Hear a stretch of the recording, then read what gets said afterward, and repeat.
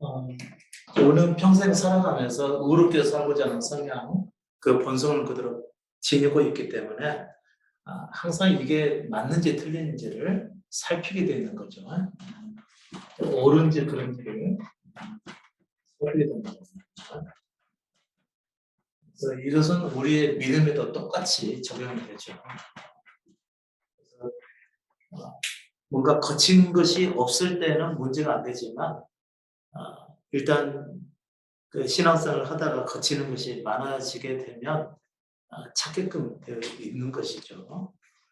어, 그래서 대개는 진리를 대개는 진리를 찾지 않게끔 되어 있습니다.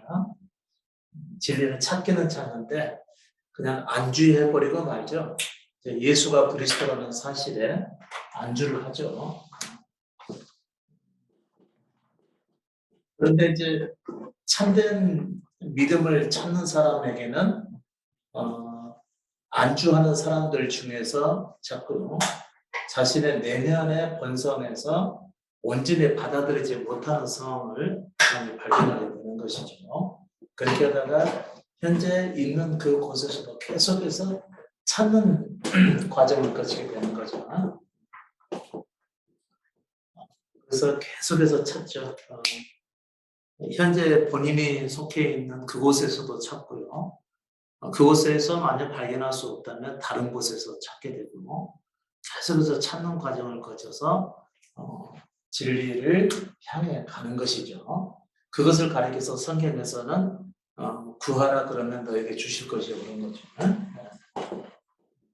구하라 그러면 너에게 주실 것이요 찾으라 그러면 찾을 것이요 문을 두드리라 그러면 열릴 것이다. 이것은 바로 진리를 얘기하는 것입니다. 참된 진리를 얘기하는 것이죠. 자신의 기도 제목이 아닙니다. 자기 기도 제목이면 열심히 구하기만 하면 되지 뭐 찾거나 문을 두드리거나 하는 그런 과정이 필요치가 않죠. 그런데 이제 찾거나 문을 두드리는 과정까지 이런 말씀까지 나왔다면 그것은 계속해서 사람은 진리를 찾게 되어 있다는 것이죠.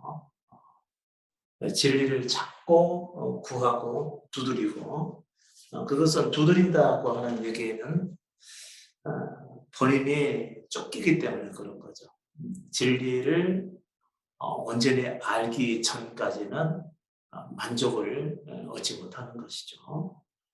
찾는 것은 어딘가에 분명히 진정한 진리를 전하는 것이 있을 것이라고 하는 그런 그 마음의 확신을 가지고 여기저기 많이 찾아다니게 되어 있죠. 이제 지방에 계시는 분들은 좀 덜하겠지만, 그래도 이제 서울 쪽에서 여기저기에서 말씀을 잘 전하신 분들이 계시기 때문에 어디 가서 무슨 말씀을 들어야 내가 참된 믿음을 가지고 살 수가 있을까 해서 계속해서 찾아다니는 것이죠. 또 지방에 계시는 분들이라 할지라도 요즘에는 이제 뭐 인터넷 매체가 너무 발전되어 있으니까 이제 검색만 하면 무조건 다 찾을 수가 있어서 계속해서 찾아가는 그런 과정이 있는 거죠. 이제 구하는 것도 역시 마찬가지죠. 진리를 구해가는 이런 과정들을 세 가지로 나눠서 얘기를 했는데 진정한 믿음을 찾아가는 그런 과정들은 부르심을 받은 사람들은 반드시 있는 거고요. 그렇지 않는 사람이라 할지라도 진리는 찾고자 하는 마음이 있는 거죠. 문제는 말이죠. 참된 믿음을 찾아서 떠나게 되는데 문제는 참된 믿음을 찾았을 때가 문제죠. 참된 믿음을 찾았을 때는 정말 중요한 부분은 뭐냐면 참된 믿음 안에서 살면 되는 것이 아니고요. 참된 믿음의 문제가 있는 게 아니고 자기를 내려놔야 된다는 거죠. 그러니까 참된 믿음을 찾아서 여기까지 왔는데 그 찾았던 자기 자신을 내려놔야 된다고 하는 것이 이제 진리의 핵심이 되는 것이죠. 대개는 여기서 되게 이제 무릎을 꿇게 되죠. 자기를 못 내려놓는다는 것이죠. 그것은 이제 자기를 사랑하기 때문에 그런 거죠. 자기 원하는 대로는 여기까지 올 수가 있어요. 자기 원하는 대로 참된 믿음을 찾아서 올 수는 있는데, 왜냐하면 계속해서 구하고 찾고 두드리는 과정을 통해서 예수님께서는 그 진리를 보여주시고 또 찾게 해주시고 또 나타나시고 그렇게는 하시는데, 문제는 그 지점에서 과연 자기를 내려놓을 수 있느냐, 이런 문제죠. 자기 십자가를 질 수가 있느냐, 이런 문제입니다. 여기까지는 자기가 구하는 것이 맞았어요.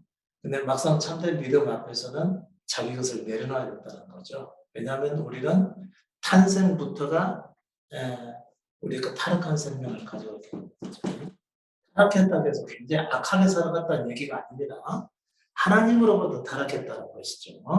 하나님으로부터 멀어졌다는 얘기입니다. 이게 굉장히 어감이 우리에게 조금 기분 나쁘지만요, 실제로 우리는 하나님이 없이 탄생을 하죠. 그러니까 하나님이 가지고 계시는 거룩함이 우리 속에서는 안 나타나는 거고, 하나님의 성품도 우리 속에서는 안 나타나고, 하나님의 생각과 우리 생각이 다르고, 하나님께서 그분의 말씀을 하시는데 우리는 그 말씀을 쉽게 받아들이지 못할 뿐만 아니라 이해도 하지 못한다고 하는 사실이죠. 그만큼 하나님과 우리는 멀어진 상태에서 탄생을 했다는 것이죠. 거기다가 이제 부패함이 있죠. 항상 이기주의죠. 자기 원하는 대로 산다는 거죠. 이기적이라는 거죠. 자기 생각에 옳다는 그 길을 따라가게 돼 있다는 얘기입니다. 그러니까 내 생각이 바르다고 생각하는 한 자기 길을 버리지 않는다고 하는 거죠. 내 생각이 옳다고 하는 그 생각을, 그 생각이 버려지지 않는 이상은 이 이기적인 생각 자체를 내려놓을 수가 없게끔 되어 있습니다. 그냥 무서운 일이죠. 그러니까 많은 고난을 당하고, 그 다음에 자기 생각대로 사라지지 않는다는 것을 경험을 하고요. 육신의 생각들은 사라지지 않는다. 자기 예상과는 다르게 인생이 펼쳐져 간다. 이런 것을 뼛속 깊이 경험해보지 않으면 자기 생각을 쉽게 내려놓으려고 하지 않는다는 거죠. 그러니까 결국은 자기 십자가를 지지 못한다는 얘기입니다. 대개는 이제 젊으신 분들이 이제 삶의 경험들이 다양하거나 많지 않고 또 실패를 많이 경험해 본 적이 없기 때문에 자기를 쉽게 내려놓으려고 하지 않지요. 아무리 진리라 한다 하더라도 자기를 사랑하도록 되어 있는 그 사람이 자기 사랑을 내려놓는다고 하는 것은 아주 어려운 일이죠. 그래서 진리는 아무나 받아들이지 못하는 것이죠. 자기 십자가를 져야 하기 때문에 이게 적응문이 되는 것이죠. 이 적응문은 자기를 부인할 수 있어야 되는 걸 얘기하는 거죠. 예수께서 아무든지 나를 따라오려거든 자기를 부인하라, 이런 얘기인 거죠. 그래서 제가 어제 수요일에도 말씀을 전했었는데, 수요일 말씀 전하고 지금 울산 와서 말씀을 전하고 있는데요. 조금 중국되는 이런 부분들이 좀 있어서 어떨지는 모르겠지만 조금 더 자세하게 말씀을 더 설명할 수 있는 기회가 될 것 같습니다. 그 바울이 디모데를, 제자 디모데죠. 디모데를 에베소에 그냥 남겨두죠. 왜냐하면 에베소 교회에서, 바울이 에베소 교회에서 복음을 증거하다가 이 복음 안에서 살고자 하는 성도들이, 이제 교인들이 남은 거죠. 성도들보다는 교인들이죠. 에베소 교회에 교인들이 남게 됐는데, 본인이 떠나가게 되면 혹시라도 다른 교훈을 말하는 사람들이 나타날까봐 디모데를 남겨두게 되었다는 것이죠. 그러면 우리는 이 다른 교훈이 뭔지를 분명하게 알아야만 되겠죠. 그래서 이 다른 교훈은 어제 말씀해 드렸던 것처럼 어떤 것이냐면요. 자, 한 사람이 자, 이게 구하라 찾으라 이 두 글을 잘 보십시오. 진리를 구하는 사람들은 뭐 때문에 진리를 구하는지요. 자, 한 사람이 행위가 그 의로운 행위로 나타나지 않은 이유가 뭐죠? 그 사람의 마음에 문제가 있는 것입니까? 행위에 문제가 있는 겁니까? 자, 한 사람이 하나님 뜻에 합당하게 의롭게 살아가지 못한다고 한다면 그 사람의 문제는 마음에 문제가 있는 것일까요? 행위에 문제가 있는 것일까요? 대부분 마음에 문제가 있는 것이죠. 근데 대부분의 사람들은 행위만을 바꿔놓으려고 한다는 것이죠. 문제를 만났다 그러면은 기도 한번 해봐봐. 그 다음에 성경을 읽고 거기서 해답을 한번 찾아봐봐. 내가 알려줄 테니까 이렇게 한번 해볼래? 이런 식으로 해서 계속해서 그 사람이 지금까지 살아온 삶이 뭔가 문제가 있었기 때문에 그렇다고 생각하고 행위만을 자꾸 바꿔놓으려고 한다는 얘기입니다. 이것을 가리켜서 뭐라고 그러죠? 율법이라고 하죠. 이렇게 한번 해봐. 내가 가르쳐 줄 테니까 이렇게 한번 해보면 반드시 거기에 대해서 응답을 받게 될 거야. 그 문제 반드시 해결될 거야. 계속해서 해법을 제시해 준다고 하는 것이죠. 문제는 어디가 있다는 얘기죠? 우리의 마음의 문제예요. 타고난 우리의 생명 자체가 잘못 태어나서 타락한 상태, 하나님과 너무 멀어진 상태에서 탄생을 해서 하나님 말씀대로 못 사는 것인데, 거룩한 생명이 없어서 거룩하게 살지 못하는 것인데, 행위가 잘못돼서 그러는 줄 알고 행위를 기도하는 삶으로, 또 예배하는 삶으로, 또 뭐 헌신하고 열심돼서 살아가는 이런 삶으로, 또 선한 행위로 살아가고, 또 다른 사람에게 그 자비를 베풀고 또 용서를 구하고 뭐 이와 같은 행위를 자꾸 바꾸려고 한다는 거죠. 우리 대표적인 그동안의 믿음에서의 행위는 뭐였었죠? 뭐 구원에 대한 확신, 그리고 예수 그리스도를 주로 영접하는 거예요. 그러고 나서 여기에 대해서 확신을 갖게 되면은 곧바로 행위를 또 바꾸는 거죠. 모든 삶에서 예배 중심의 삶으로 바꿔가게 되는 것이죠. 혹시라도 죄를 짓게 되면 또 사죄의 확신을 또 갖게 되는 거죠. 죄를 짓는 것은 뭐 때문이죠? 그 사람이 죄인으로 탄생을 했기 때문에 죄를 짓게 되는 것인데 용서를 받았다고 하는 것을 예, 어서 오세요. 용서를 받았다는 것을 자꾸 확신을 하게 만들어가는 것이죠. 그렇게 해서 그 죄 짓는 것에 대해서 가책을 받지 않도록 만들어가는 것이죠. 이건 자꾸 외적인 행위 자체를 자꾸 바꾸려고 한다는 것이죠. 그러나 우리 진정한 문제는 마음에 있었던 것이죠. 우리의 생명 자체가 문제가 있었던 것이죠. 그러니까 오랫동안 신앙생활을 하시는 분들은 본질로부터의 변화를 자꾸 추구하게끔 돼 있었던 것이죠. 본질로부터의 변화요.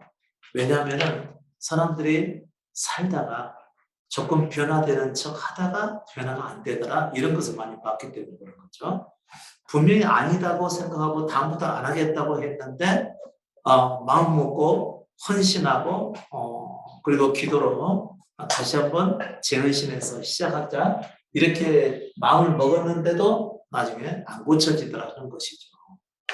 그러니까 자꾸 마음 먹은 대로 사라지지 않고 그러니까 이것보다도 조금 더 근본적인 문제 해결이 있어야 되겠다고 생각을 하는 것입니다. 그래서 이제 본질을 찾아가다가 이제 여러분께서도 참된 믿음까지만 찾아오게 되었겠지요. 왜냐하면 마음의 변화가 안 되는 문제니까. 근데 사람들은 자꾸 이 행위만을 바꾸려고 했었다. 그런 얘기인 거죠. 그것을 가르쳐 율법이라고 그러고 율법의 선생이 되려 했다 하는 얘기입니다. 그러니까 다른 교훈이라고 하는 것은 율법의 선생이 되려 한다는 거죠. 율법의 선생. 여러분도 아마 율법의 선생들을 하지 않았었을까요, 그동안? 왜냐하면은 본인의 성경 말씀 아는 것을 가지고 다른 사람과 함께 교제를 나누면서 그 사람의 행위를 바꿔보고 기도하는 삶으로 바꿔보고 또 말씀 중심의 삶으로 바꿔서 참 믿음 안에 세우려고 했었다고 하는 거. 이게 다 뭐죠? 율법의 선생이 되고 있다는 것이고 이것을 가르쳐서 바울은 뭐라고 그랬죠? 다른 교훈이라고 얘기했다는 것이죠. 그 다른 교훈을 가르치지 못하도록 하기 위해서 디모데를 에베소 교회에 그냥 남겨놓게 했다라고 하는 것이죠. 그러면은 이 다른 교훈은 뭘까요? 하나님의 율법을 반드시 지켜야 된다는 의미였겠죠. 그래서 철저하게 말씀대로 살게 하려는 것이겠죠. 철저하게 말씀대로 철저히 하나님의 말씀대로 살게 하는 것이 다른 교훈이었다는 거죠. 그러니까 어지간해서는 교회 안에서는 쉽게 이거 잘못됐다고 하는 것을 지적하기가 어려운 점이 바로 그 점이죠. 성경에 있는 말씀을 가지고 잘 살아보자 했기 때문에 그렇다는 거죠. 그러니까 철저히 말씀대로 살아보자 이렇게 했던 거죠. 이것을 가르쳐서 율법적 삶의 선생이 돼서 율법적 삶을 가르쳤다 그런 얘기인 거죠. 근데 이게 다른 교훈이에요. 성경에서 나온 교훈의 말씀인데 다른 교훈이라고 하니까 쉽게 납득하기가 어렵겠지만 사실이죠. 그래서 바울은 그 밑에서 설명을 해주고 있어요. 디모데전서 1장 8절을 보게 되면 그러나 사람이 율법을 법 있게 쓰면 율법은 선한 것인 줄 우리가 아노라 그랬습니다. 자, 여기서 다른 교훈에 대해서 지금 말씀 계속하고 있습니다. 자, 이 다른 교훈은 거의 하나님의 율법을 지키자고 하는 것이라고 했죠. 하나님의 율법이니까 어떻게 해야 하나님의 말씀을 잘 지켜서 참된 믿음 안에서 살기를 힘써리라라고 가르치는 것이 율법의 선생이고요. 그것은 바울이 얘기했던 것과 같이 다른 교훈에 해당한다. 그러면 왜 하나님의 말씀에 문제가 있느냐? 그것은 말이죠. 하나님께서 율법을 주신 이유가 있습니다. 이유는 사람들이 불법적 삶을 살기 때문에 그렇다. 그다음에 불법적 삶을 살기 때문에 그렇다는 거죠. 불법적 삶을 사는 자들에게 그와 같은 행위를 어느 정도 막아놓기 위해서 율법을 주셨다 그런 얘기인 것이지 그것을 온전히 지켰다고 해서 거룩하게 된다고 하는 것이 결코 아니라는 얘기죠. 그걸 온전히 지켰다고 해서 하나님 앞에서 바르게 산다는 것도 아니라는 거죠. 말씀에 기록된 그대로 산다고 해서 하나님 앞에 설 수 있다는 게 아니라는 거죠. 그것은 율법을 법 있게 쓰는 것이 아니라는 것이고 율법을 법 있게 쓰는 것은 불법적 삶을 살아가는 사람, 다시 말하면 도적질을 일삼는 사람에게 도적질하지 말라라고 한 것이지 도적질을 하지 않는다고 해서 어렵게 된다는 의미는 아니었다 그런 얘기인 거죠. 자, 밑에 보면은 알 것은 이것이니 옳은 사람을 위하여 세운 것이 아니니요 오직 불법한 자와 복종치 아니하는 자며 경건치 아니한 자며 죄인이며 거룩하지 아니한 자와 망령된 자와 아비를 치는 자와 어미를 치는 자며 살인하는 자며 음행하는 자며 남색하는 자며 남색은 동성이죠. 동성끼리의 관계를 얘기하는 것이고요. 사람을 탈취하는 자며 거짓말하는 자며 거짓 맹세하는 자와 같이 다른 교훈을 거스리는 자들을 위함이라고 그랬습니다. 그러니까 전체적으로 이제 하나님의 뜻과는 다르게 불법적 삶을 살아가는 사람들의 그 불법적 삶을 어느 정도 막기 위해서 율법을 지키라고 한 것이지, 그것을 지켰다고 해서 하나님 앞에서 의롭게 된다는 의미는 결코 아니라 하는 그런 얘기인 것이죠. 그런데 이제 우리는 인생에서 살다가 자꾸 문제를 만나게 되죠. 문제가 뭐냐면 이미 우리는 죄인으로 탄생을 하기 때문에 하나님 앞에서 의롭게 설 수 없는 존재입니다. 존재 자체가 그래요. 여러분, 좋은 사람이 있나요? 좋은 사람이 있을 수 있죠. 대개는 다 좋아요. 근데 언제 안 좋냐면 결정적일 때 안 좋습니다. 결정적일 때는요. 결정적일 때라는 얘기는 뭐냐면 보통 때는 자기의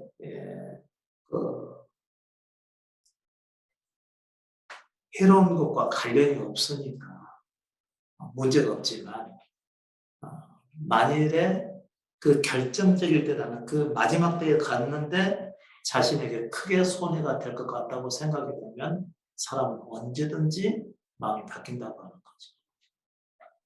그때 우리는 많이 실망을 하게 되죠. 정말 자신의 이의와 관련된 문제 앞에서는 사람은 그때 돌변해서 마음이 바뀔 수가 있다고 하는 거죠. 평상시는 다 좋아요. 평상시는 다 좋은데 결정적일 때 이렇게 되면은 누구 한 사람이 크게 피해가 될 것 같고 손해볼 것 같다, 그런 상황이 되고, 나보다는 다른 사람이 훨씬 더 이익을 보고 나는 가져오는 것이 너무 없거나 손해를 볼 상황이네요. 그렇게 되면 그런 결정적인 상황에 찾아오게 되면 그때 사람이 변할 수 있다는 그런 얘기죠. 평상시 때는 다 사람들이 좋아요. 근데 그때까지 가봐야 하는 것이죠. 그러니까 우리나라 속담에 10길 물속 나가도 한길 사람 속은 모른다는 얘기가 바로 그런 얘기인 거죠. 겉으로 별 문제 없이 서로 얼굴 보고 지낼 때는 저 사람 참 좋은 사람이고 선량한 사람이고 참 괜찮은 사람이다 이렇게 말할 수 있지만, 그러나 끝까지 가봤을 때 정말 어쩔 수 없이 그 사람이 해를 볼 수밖에 없는 상황이 되고, 정말 그 사람이 어려움을 떠나야 될 그런 상황 속에 부딪혔을 때, 그때도 그 사람이 자신의 그 옳다함을 그대로 지킬 수 있느냐 하는 그런 문제라는 것이죠. 우리는 그런 사람들을 봐왔죠. 그렇지 않습니까? 분명히 3년 동안 예수께서 하나님의 아들이시오 그리스도라고 고백을 했고, 3년 동안 예수 그리스도를 오직 모든 것을 다 내려놓고 따랐던 그 제자들이 나중에 자신들의 목숨이 이태로움을 느끼는 순간, 그 순간 돌아섰습니다. 이게 사람이라는 것이죠. 여러분, 사람에 대해서 잘 생각하셔야 됩니다. 보통 때는 좋아요. 그런데 결정적일 때는 그렇지 않습니다. 이게 우리 모습이에요. 근데 사람은 끝까지 믿을 수 있는 대상은 아니라는 것이죠. 우리도 우리 자신을 잘 몰라요. 나도 내가 그렇게 될 줄은 몰랐어. 나중 후회하게 됩니다. 나도 내가 그렇게까지 될 줄은 몰랐어. 진짜 미안해. 그러나 이미 이제 지나간 일은 후회해도 소용없는 것이죠. 이게 우리입니다. 나도 나를 몰라. 이게 정상적인 것이죠. 나도 나를 모르는데 우리가 예수 그리스도를 사랑한다는 찬양을 드리고 그런 고백을 하고 이제 주님만을 따라가겠습니다라고 고백하는 것은 자신도 모르는 말이라는 얘기인 거죠. 그래서 이런 얘기가 나오죠. 너희가 율법의 선생이 되려고 하나? 너는 하나님의 말씀의 원칙에 따라서 살려고는 하지만 그 사람이 자기 말하는 것이나 확신하는 것조차도 확증하는 것도 깨닫지 못한다고 그랬어요. 자기 말이나 자기 확증 분명히 확실하게 자신이 증거해서 말을 했음에도 불구하고 그게 문제가 있다고 하는 것도 깨닫지 못한다는 얘기죠. 그래서 제가 이것을 예를 들어서 말씀을 드렸었죠. 육신에 속한 사람의 삶은 불확실합니다. 그리고 자기 말한 대로 살지 못해요. 제가 십자가를 알지 못하고 제 생명을 잃은 적이 없이 하나님의 말씀을 전했을 때는요, 전하고 나서는 항상 되물었습니다. 내가 제대로 전한 거 맞는 건가? 항상 의심했던 것이죠. 하나님 말씀이라고 전했는데 의심을 한다는 것이죠. 그 얘기는 뭐냐면 그것이 육신에서 나왔기 때문에 그런 것이죠. 또 한 가지는 제가 하는 말이나 확증해서 전하는 그 말 자체도 내가 그게 잘못된 것인지를 온전히 깨닫지 못한다는 것이죠. 어디까지가 잘못이고 어디까지 참인지 스스로도 알지 못하는 말을 전했었다 그런 얘기인 것이죠. 나중에 이제 육신을 잃고 나서야 나중에 깨닫게 되죠. 근데 우리는 대개가 거의 모든 지나온 삶이 율법의 선생들에 의해서, 저도 율법의 선생이었었죠. 율법의 선생들에서 희생된 삶을 살아왔었던 것이죠. 우리가 희생자라는 것이 아니고요. 우리도 다름이 없었으니까. 우리도 우리 잘 되고자 해서 따라갔지. 우리 자신을 잃기 위해서 예수님 믿었었나요? 잘 되고 싶어서 그런 것이죠. 그렇잖아요. 참된 믿음을 추구하기 위해서 왔는데 정말 그 참된 믿음이 내게 요구하는 것은 자기 자신을 부인하고 자기를 부인하고 자기 십자가를 지라고 하는 것이었었던 것이죠. 근데 자기를 내려놓지 않으면 예수 그리스도를 따를 수가 없었던 문제였던 거죠. 그만큼 예수 믿는 것이 사실은 대단히 복잡하고 어렵고 좁고 힘든 거였었습니다. 근데 그것을 우리는 알지 못하고 오직 우리 자신의 성공적 삶과 또 진리에 합당한 삶, 또 우리 생각에 옳다고 여기는 삶을 향해서 살아왔었던 것이죠. 자, 그러면은 율법의 선생은 거의 대부분의 교회가 참 이상하죠. 원래 교회는 율법의 선생이 없어야 되는데 말이죠. 그러니까 오늘날에는 거의가 다 율법의 선생이 되어 있는 것이죠. 초대교회 때는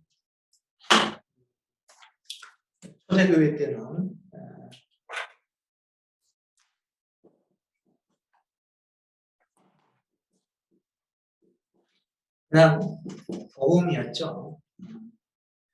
바울이 증거했던 십자가 복음이었잖아요. 자기 십자가를 지고 예수 그리스도를 따라야 하는 그 복음이었습니다. 이때는 순수한 복음이 제대로 증거되던 때였기 때문에 다른 교훈에 대해서 얘기하고 해도 그게 무엇임을 우리가 금방 감지할 수가 있지만 그러나 오늘날에는 십자가가 없잖아요. 오늘날 십자가가 없고 이미 이제 2000년이 지나가면서 율법의 선생들이 다 자리를 잡아버린 것이죠. 그러니까 이 율법의 선생들이 있는 곳에서 참된 믿음의 말씀을 전하려고 하니까 이걸 이상하게 생각한다는 것이죠. 이런 뒤집혀버린 상황이 된 거죠. 그러니까 이 참된 믿음은 율법의 선생들이 포진되어 있는 교회의 바탕 위에서는 세워질 수가 없는 문제였던 거죠. 마치 유대교회에서 예수 그리스도를 믿는 자들을 그리스도께서 부르시듯이 오늘날도 마찬가지죠. 오늘날도 유대교회화 되어버린 교회들에서 불러냄을 받은 사람들을 가지고 참된 믿음을 구하는 자가 되지 않았습니까? 이제 우리 안에서 이제 경계해야 될 문제는 뭐냐면 율법의 선생이겠지만 그 다른 교훈이겠죠. 다른 교훈은 유신의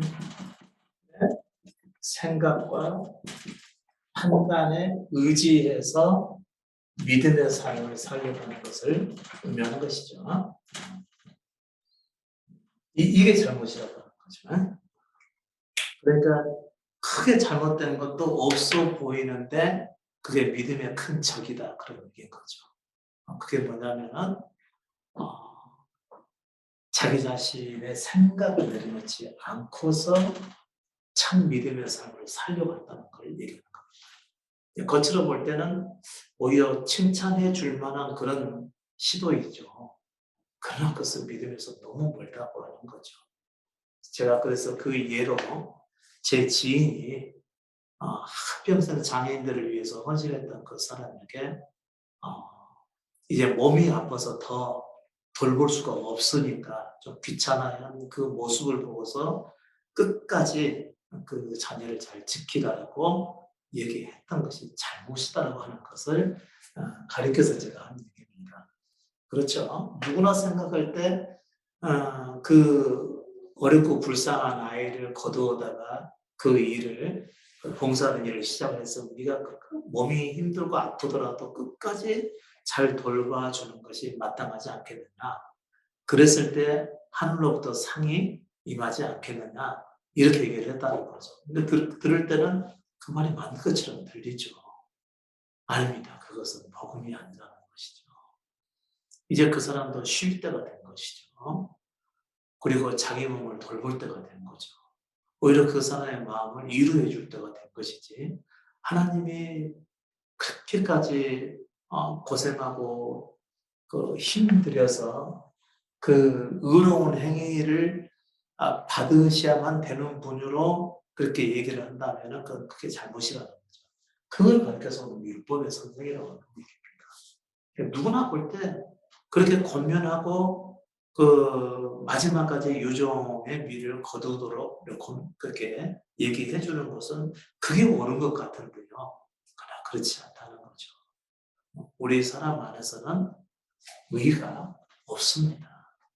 그러니까 더 이상 할 수 없는 상황이 됐으면 오히려 그 사람을 위로해 주고 그 돌봤던 사람들을 시설에 맡기고 이제 남은 삶을 좀 편하게 그리고 힘들지 않게 살 수 있도록 배려해 주는 이런 것이 또 사람 사이에 사랑이고 또 나눌 수 있는 섬기고 그런 것이 되겠죠.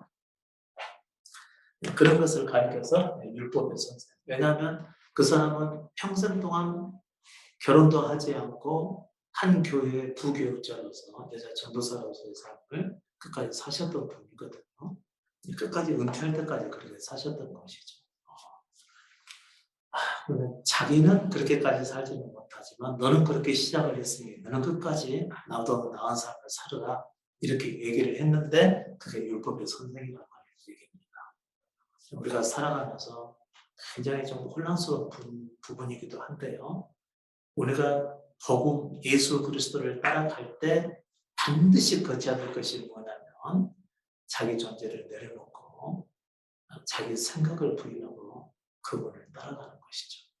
그렇지 않으면 율법의 선생이 되고 우리가 마는 거죠. 저도 십자가를 경험하지 않았다면 계속해서 여러분에게 해야 할 기준을 제시하고 그런 기준에 합당한 삶을 사시도록 계속 요구를 했었을 것입니다. 저는 여러분에게 그런 걸 요구한 적이 없죠. 또 요구하지 않으니까 또 아무렇게나 사실 수도 있는 문제인데 그 아무렇게나 사시는 분들을 위해서 뭐가 필요하다고요? 율법은 그때 필요하다는 것이죠.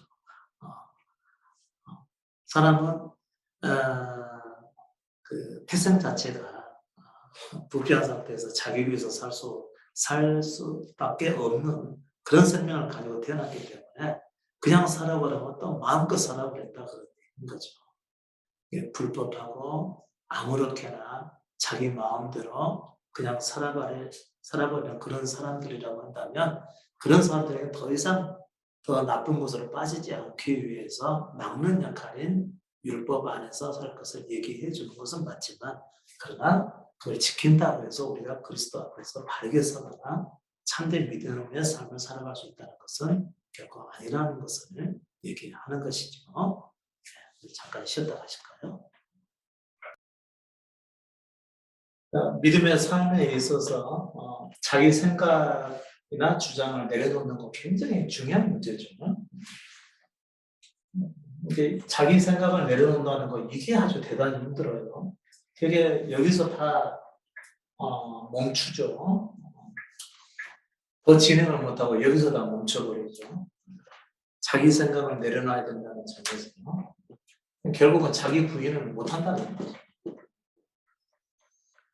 이것은 그리스도에 대한 그리스도의 말씀에 대한 신뢰가 있으면 가능합니다. 자, 그분이 누구시죠? 만주의 주이시죠. 만왕의 왕이시고, 그 다음에 전능하신 하나님이시라고 했잖아요. 전능입니다, 전능. 여러분, 이거 꼭 기억하셔야 돼요. 전능이라고 하는 거예요. 그러니까 내 생각대로 되어야 전능한 건 아니잖아요. 그렇죠? 내 생각대로 되지 않아도 그러나 그분이 그분의 뜻대로 행하실 것이라고 하는 이 무한 신뢰가 필요하다는 것이죠. 다시 말하면은 아브라함이 그 자녀 이삭을 하나님 앞에 제물로 드리는 그 순간에 칼을 들어서 이삭을 찌르려 했잖아요. 제물로 드리기 위해서요. 이제 피를 흘려야 되니까. 그때 그는 정말 찌를 마음이었었던 것이죠. 대신에 그 마음속에는 뭐가 있었냐면요. 이렇게 해서 산 제물로 드리게 된다 하더라도 하나님께서 다시 살리실 것이라고 하는 그 믿음이 있었던 겁니다. 그래서 이삭을 제물로 드릴 수가 있었던 것이죠. 그냥 그분께 대한 신뢰가 없으면 못하는 일이죠. 되게 사람들이 목사님 자기 부인이 잘 안 돼요. 자기 부인이 안 되는 부인하기 싫어서 그런 것이 아닐까 싶은 생각을 많이 하죠, 제가. 부인하기 싫으니까 부인이 안 된다고 얘기를 하는데 책임을 나한테 떠넘기는 거 아니야, 저거. 이렇게 생각이 될 정도입니다. 사실 그럴 때가 많아요. 본인이 완전히 자기를 부인하고 싶은 생각이 없으니까 부인이 쉽지 않다고 그러면서 제게 떠넘겨요. 진리인데 이게 진리라고 생각이 되면은 제가 뭐라고 얘기했던지 간에 본인이 진리에 맞춰서 자기 생각을 내려놔야지 정상이죠. 그게 진리 앞에서 선 사람이지 제게 얘기할 사람은 아니죠. 그럼에도 불구하고 제게 얘기하는 것은 혹시라도 그냥 자기 생각을 존중을 해주지 않을까라고 하는 그 기대심이 때문에 저한테 말하는 것뿐이죠. 혹시라도 제게 허락을 받으면 하나님께도 허락받는 거 아닌가 싶어가지고 절대 그렇지 않습니다. 저는 인정 때문에 그렇게도 된다고 이렇게 한다 하더라도 진리대로 살아가는 것은 결코 아니거든요. 이제 그 묻는 것 자체가 이미 본인도 알고 있죠. 알고 있으면서도 묻는 것 자체는 부인하기 싫어서 그런 것이죠. 이건 모르는 사람은 사실 없어요. 어렵지 않다는 거지. 단어를 이해하는 것은. 본인이 어떻게 살아야 된다고 하는 것을 아는 것은 이해하기 어려운 일은 아니라는 거죠. 단지 그러고 싶지가 않기 때문에 말하는 것 뿐이라는 얘기입니다. 자, 근데 자기 생각을 내려놓는 것이 참 어려운 일이긴 하는데 그것은 그리스도에 대한 신뢰가 있으면 가능한 일이라는 거죠. 이게 곧 자기를 죽음에 넘기는 거죠. 자기 생각대로 안 될 때 얼마나 힘들어요. 제가 목회할 때 제 생각대로 목회가 안 되니까 정말 죽을 것 같더라고요. 한두 번도 아니고 하루 이틀도 아니고 수년간을 제가 원하는 대로 매일매일 기도하잖아요. 나의 기도를 응답해 달라고 주님 앞에 기도하고 나의 목회의 길이 열리고 또 복음을 전할 수 있는 기회가 또 오기를 구하고 또 저와 함께 할 수 있는 일꾼들을 하나님께서 보내주시기를 계속 기도하는데 응답이 되어야지 말이죠. 그러니까 그렇게 되어야 된다고 생각을 하고 기도를 하는데 안 되니까 아주 죽을 것 같더라는 것이죠.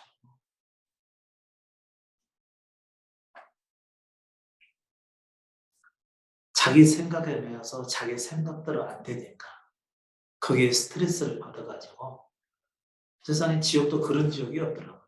그러니까 내 생각대로 돼야 된다라고 주장하는 마음 자체가 자기를 지옥으로 끌고 간다는 얘기입니다. 근데 그게 정말 강한 지옥불인 것 같더라고요. 저는 그때 알았죠. 지옥도 이보다는 힘들지 않을 거라는 그런 생각이 들었어요.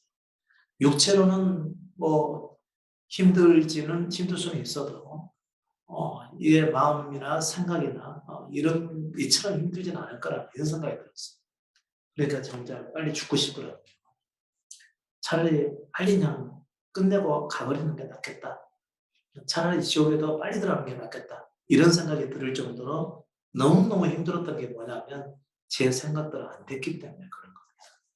다시 말하면 제 생각을 꼭 이렇게 되어야 돼라고 내가 정해놨죠.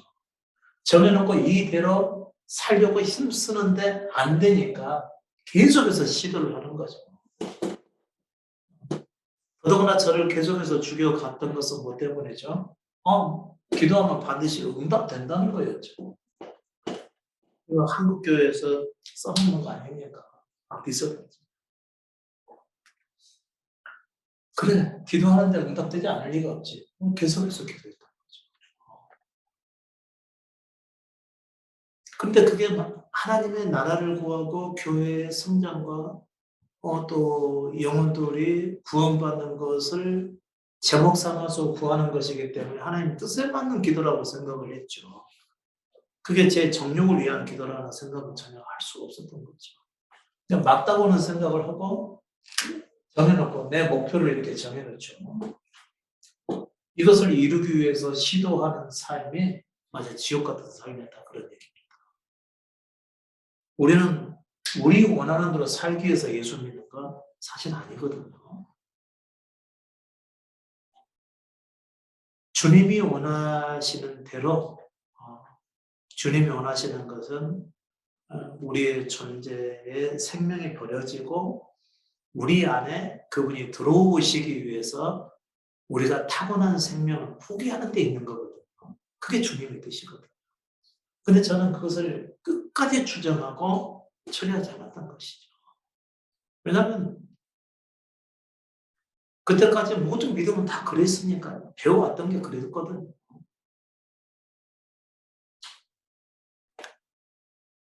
제가 옳다고 생각하는 것을 끝까지 주장하는 것.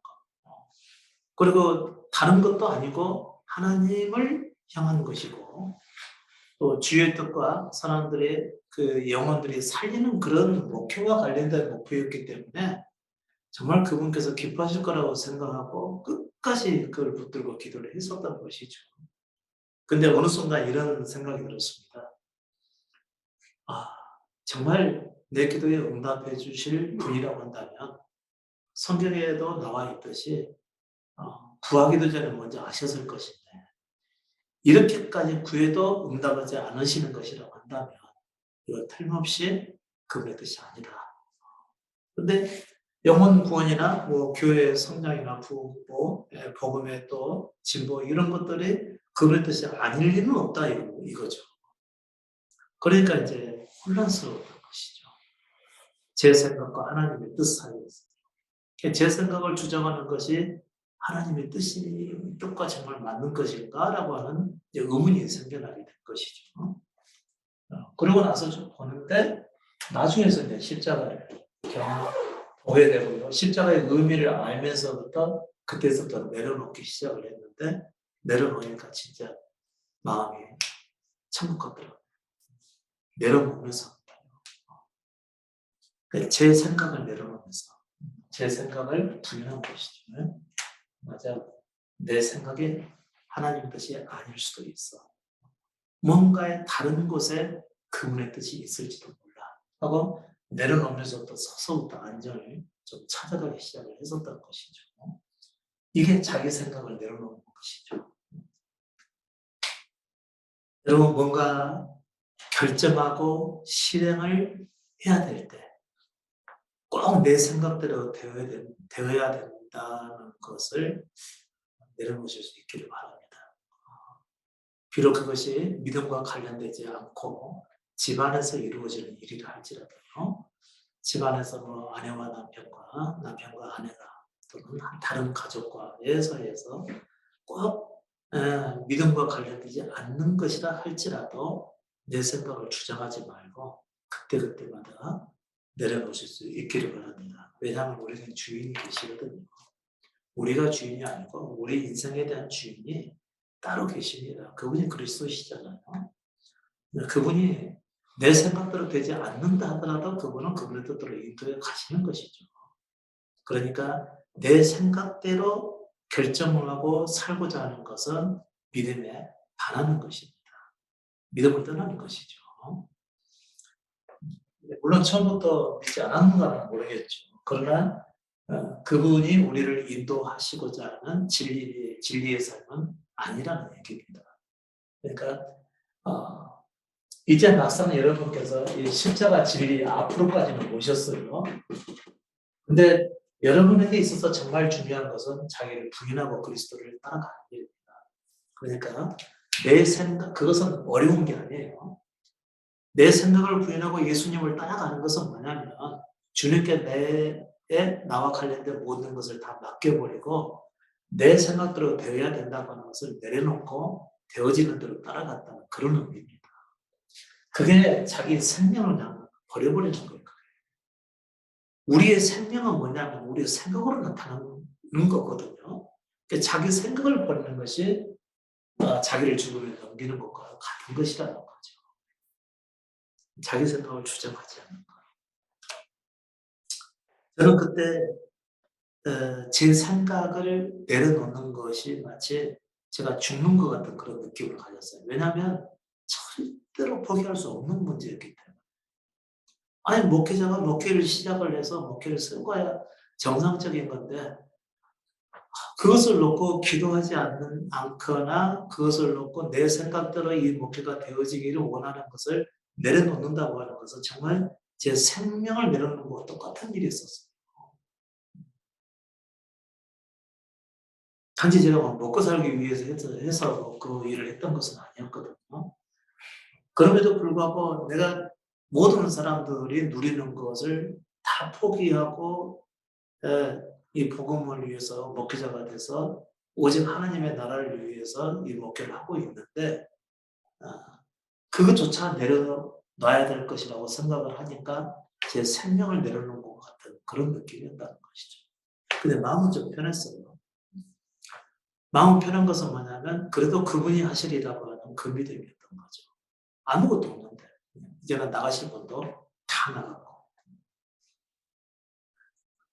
성은 한 분도 안 나갔고 이제 가족들조차도 다 나갔고 저만 혼자 이렇게 덩그러니 남아있는 상황에서 그분이 하실 것이라고 하는 것을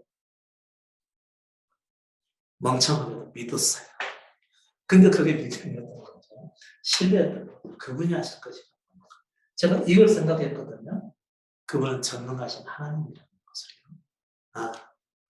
없는 것을 없는 것도 만들어내시고 없는 것을 볼 수 있도록 이끌어내신 분이 그분이라는 사실을 신뢰를 했기 때문에 가난한 소망으로 가지고 있었던 거죠.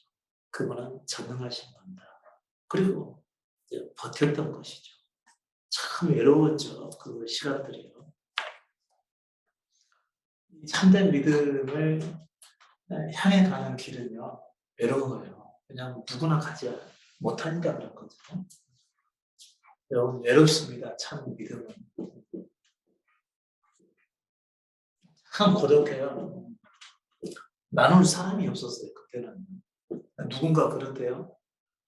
목사님은 정말 힘들었었겠다. 왜냐하면 지금 목사님과 같이 말씀하시는 분은 한 사람도 그때는 없었을 것 아니겠어요. 그러면서 저를 좀 위로를 해주더라고요. 알긴 안 해. 그러면서 얘기는 했는데요. 정말 고독했었죠. 분명히 제가 봤을 때는 제가 본 그 말씀이 십자가를 깨닫고 난 이후에 본 말씀들이 다 맞는데 그 말씀들이 현재의 교회들과 또 그리스도인들의 생각이나 삶과는 너무나 동떨어져 있었거든요. 그러니까 아는 것을 제가 살 수는 없었잖아요. 굉장히 외롭고 고독할 수밖에 없었던 것이죠. 당장 뭐부터 외로워요? 다른 모든 교회들은 다 예배부터 시작을 하죠. 근데 저는 예배를 드릴 수가 없었던 것이죠. 예배 드릴 사람이 없어서 예배에 혼자라도 드릴 수 있는 것이니까. 근데 그 어떤 의식에 따르는 예배는 예배가 아니라는 것을 안 순간 더 이상 드릴 수가 없더라고요. 그냥 다른 모든 사람들은 다 예배 드리고 있는데. 그러니까 혼자서만 그 외로운 길을 갈 수밖에 없었다는 것이죠. 그래서 참 믿음의 삶을 가려고 하는 것은 외로울 수밖에 없다는 거죠. 누구나 그 길로 가지 않거든요. 알면서도 못 가는 것이죠. 여러분, 저의 블로그 안에서 말씀을 보고 이제 목회를 하시는 분들이 좀 있어요. 그런 분들이 막상 목회를 하려다 보면은 뭐가 부딪히냐면요. 다 내려놔야 되거든요. 다 내려놔야 본인들의 목회하는 것도 다 내려놔야 되지. 일반 교회들처럼 전도를 많이 해서 교회를 세우고 또 자신들의 삶도 어렵지 않게 세워가는 이런 목회를 해가고 있는데 말씀은 맞는데 이것을 자기 삶에 적용하기가 어려운 것이죠.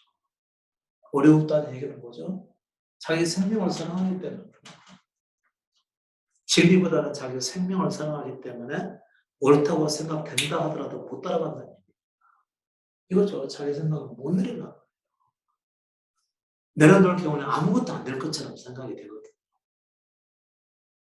아무것도 안 될 것처럼 생각이 된다는 얘기는 전능하신 그리스도를 믿지 못하기 때문에 그런 거죠. 그리스도가 하나님의 아들이신 것과 그 안에 하나님이 계셔서 하나님과의 동일체라고 하는 사실을 못 믿으니까 자기 생각을 못 내는 것이죠. 진리를 하더라도 못 따라가는 것이라는 거죠. 진리 앞에서 자기를 내려놓지 못하니까 결국은 생명을 걸지까지 못한다는 얘기입니다. 대부분의 믿음의 사람들이 다 이런 상황이죠. 예수 그리스도의 제자들이 그리스도가 잡히니까 부인하고 도망갔던 것처럼 정말 그들은 3년 동안에 그러리라고는 생각지도 못했던 것이죠. 그러나 우리의 인간 내면의 본성 저 깊은 곳에서는 자기를 사랑하는 것이 남아있거든요. 그러니까 그리스도가 잡혀서 끌려가자 자기들도 함께 붙들려서 끌려가서 죽게 될 것을 감지를 하고 도망을 가게 된 것이죠. 그들이 자기 자신들을 봤을 때 어떤 생각이 들었을까요? 정말 처참했겠죠.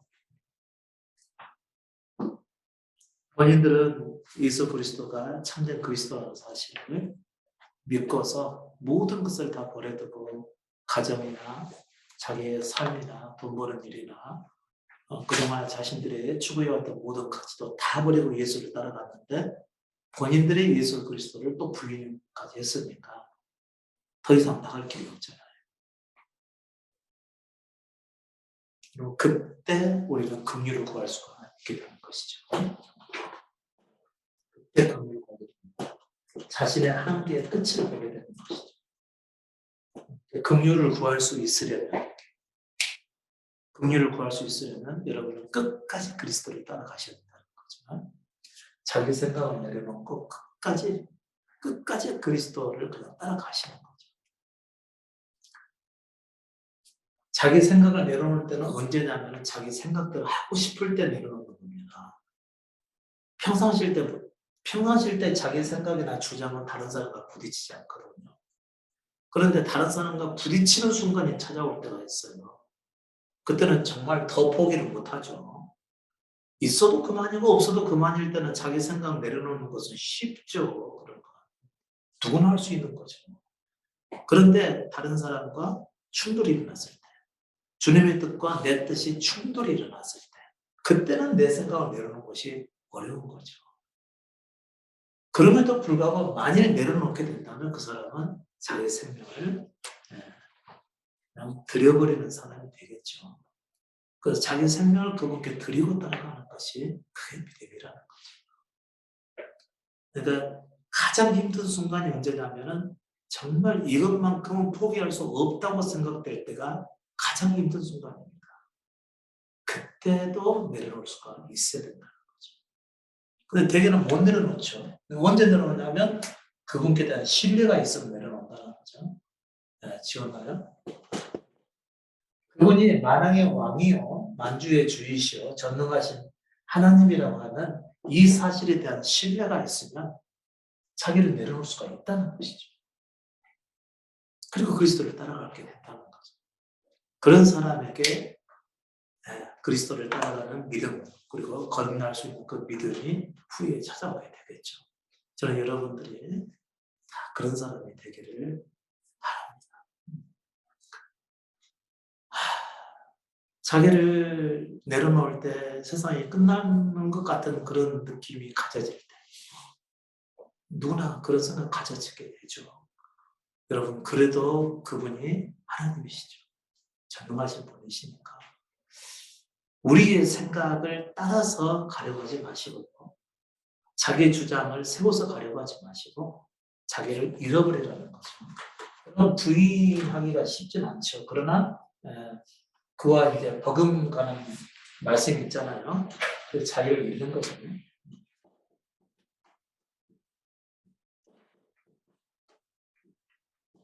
자기를 잃어버리는 것이죠. 쉽게 얘기하면, 아휴, 모르겠다. 그분이 다 알아서 하시겠지. 하고 내려놔버리는 것을 얘기하는 겁니다. 근데 이제 어지간한 것은 그렇게 말할 수가 있겠죠. 근데 정말 삶에서 크게 부딪히는 일, 정말 죽고 사는 문제에 대한 부딪히는 그 일을 당했을 때 그때 자기를 잃는 것이 자기 목숨을 버려버리는 것이죠. 그때 자기 목숨을 잃었을 때 그리스도께서는 우리에게 생명을 허락해 주시는 것이죠. 타고난 우리의 생명을 버릴 수 있는 그 믿음이 생겼을 때 그때 그분이 우리 안에 찾아오시게 되는 거죠. 그때까지 우리는 경건함으로 가셔야 되고요. 계속해서 이 말씀들이 쌓여져야 됩니다. 우리 삶에 쌓여져야 되죠. 그분께 대한 신뢰. 그래, 내 생각은 틀리고 항상 그분이구나. 그리고 그분은 만왕의 왕이시고 전능하신 하나님이기 때문에 내 생각대로 내가 그 무서워하는 대로 될지 안 될지는 모르겠지만 그러나 그 결과는 그분께서 이루어 가실 것이라고 하는 그 신뢰, 그 하나가 쌓이잖아요. 그렇게 되면 자기 생명조차도 내려놓을 수 있는 믿음이 생겨나는 것이죠. 그냥 생겨나는 게 결코 아닙니다. 여러 해를 살다가 생겨나는 거죠. 이 일도 당하고 저 일도 당하지만 실패도 하고 넘어지기도 하고 또 도망치고도 싶고 또 이 말씀을 따르고 싶지도 않을 때도 생겨나지만 그러나 다시 돌아와서 이 말씀대로 자기 생각을 내놓고 주님의 인도하심을 따라가다 보면 이런 신뢰 관계가 형성이 되고 자기 안에 강한 그분을 향한 믿음이 생겨나서 후에는 자기 존재의 생명조차도 내려놓을 수 있는 믿음이 생겨나는 게 되는 거죠. 그때 그분께서 우리 안에 찾아오시는 날이 되겠죠. 이런 과정을 통해서 우리는 그분 앞에 오직 그분만을 바라보는 긍휼을 구하게 돼 있는 거거든요. 그 전에는 궁유를 못 구하죠. 아직도 내가 내 힘대로 살고자 하는 의지가 남아있으니까. 근데 아무 데도 길이 없었을 때 나오는 것이 그게 궁유를 구하는 겁니다. 십자가 우편에 달렸던 강도처럼 말이죠. 본인도 예수와 함께 십자가에 함께 못 박혔어요. 그 다음에 이미 죄인이라고 하는 것이 강도, 두 강도였으니까요. 강도짓을 해서 죽을 수밖에 없는 죄를 지었다고 하는 것이 만천하에 드러나버린 상태였어요. 더 이상 길이 없었던 거죠. 근데 바로 옆에 계신 분이 죄 없이 십자가에 못 박혔다는 사실을 알고 그분께 대한 소문을 전부터 들은 적이 있고, 그래서 그분 앞에 긍휼을 구하는 것이죠. 당신의 나라의 말된 나를 생각하소서. 이게 긍휼을 구하는 겁니다. 그러니까 더 이상 자기가 뭔가 해볼 수 있는 상황이 없을 때를 얘기하는 것이죠. 아무나 그런 상황에 처하는 기회가 오겠습니까? 그것도 기회죠. 더 이상 나갈 수 없는 상황이 찾아오는 것도 기회라는 거죠. 한편으로 봤을 때는 정말 절망적 상황이지만, 그러나 그 다른 한편으로 봤을 때는 오직 그분만을 붙들고 그의 긍휼을 구할 수 있는 기회의 순간이라는 거죠. 그러니까 그리스도를 붙드는 것을 잊어서는 안 되겠죠. 그런 이후에 자기에 대해서 잠잠해져 있을 때, 자기에 대해서 잠잠해져 있을 때요. 외롭고 고독하는 순간이 있지만 오직 그리스도 한 분, 예수 그리스도 한 분만을 바라보고 죽은 자와 같이 잠잠히 지날 때, 그리고 그분이 오시기 전까지는 내 인생에 아무런 낙이 없다고 생각될 때, 그리고 어느 순간인가 그분이 우리 안에 찾아오시게 되겠죠. 그런 과정을 가리켜서 예수님의 제자들에게 예루살렘을 떠나지 말고 성령의 임하기까지 기다리라고 했던 그 기간이었던 거죠. 정말 그 캄캄한 기간이죠. 성령 오신다고 했는데 어떻게 오시는지, 그리고 기다리라고 했기 때문에 또 오순절에 올 것이라는 얘기를 하셨으면 또 그때까지만 기간을 채우면 된다고 했겠죠. 근데 그것도 아니었잖아요. 그냥 기다리라고 했던 거죠. 언제까지 기다려야 될지도 모르는 상황이죠. 그럼에도 불구하고 제자들은 기다렸죠. 달릴 길이 없었으니까. 그리스도를 따른다고 했다가 그분을 부인했던 마당에 더 이상 뭐 자기 생각대로 예수가 그리스도라고 뭐 말려온다고 해봐야 의미가 없는 일이거든요. 물론 이제 그분이 죽었다가 살아나시고 승천하신 것까지 목격을 했으니까 그까지 좋은데, 본인들은 지금 어떤 입장에 놓여 있죠? 수많은 사람들은, 그 당시에 살아가는 수많은 사람들은 저것들, 자기들이 믿는 예수를 주로 믿고 섬겼으면서 예수를 버리고 도망갔던 것들 아니야? 이런 거 아니에요. 그러니까 본인들이 그리스도에 대해서 증거한다고 해도 힘이 없는 것이죠. 길이 없었던 거죠. 그때 성령이 오시기까지 기다릴 수밖에 없었던 것인데 무작정 기다렸던 거죠. 그러다가 심심하니까 이제 가룟유다 대신에 마띠아라고 하는 제자를 뽑기도 했지만 마띠아는 그 이후에도 안 나타나죠. 모르겠어요. 어떤 그 의미가 있는 것인지는 모르겠는데 그것은 단지 성경을 이루고자 하는 차원에서 아마 그랬을 것이고요. 결국은 그 마띠아라고 하는 사람의 의미가 있는 게 아니고 정말 그분이 그리스도시다, 성경에 예언된 그 그리스도시다, 이것을 증명하기 위해서 성경에 그들이 이루어지는 사건이 나타난 것에 불과한 것이죠. 자, 아무튼 중요한 것은 여러분이 죽음을 눈앞에 둔 그 순간에 맞닥뜨는 그때에도 자기를 내려놓는 믿음의 자세가 필요합니다. 그러나 그것은 단순간에 한 번에 오는 것이 아니죠. 여러 삶의 과정들을 통해서 그런 믿음이 생겨나게 되는데, 평상시 여러분들이 이 십자가의 복음의 말씀을 듣고서 계속해서 삶에서 경험이 하나씩 하나씩 쌓여져 갔을 때 그런 믿음이 나중에 생겨나게 되는 것이지 어느 한순간에 나에 대해서 죽고 그리스도가 생명을 임하는 그 일만 내게 빨리 달라고 이렇게 버티는 것은 결코 믿음의 바른 자세가 될 수가 없죠. 아무튼 여러분의 삶에 꼭 이 고독한 그리고 많은 외로움의 순간들을 견뎌내야 되는 이 믿음을 끝까지 경주하셔서 그분께서 주고자 하시는 그 열매에 이룰 수 있기를 바랍니다. 말씀 여기까지 하시죠.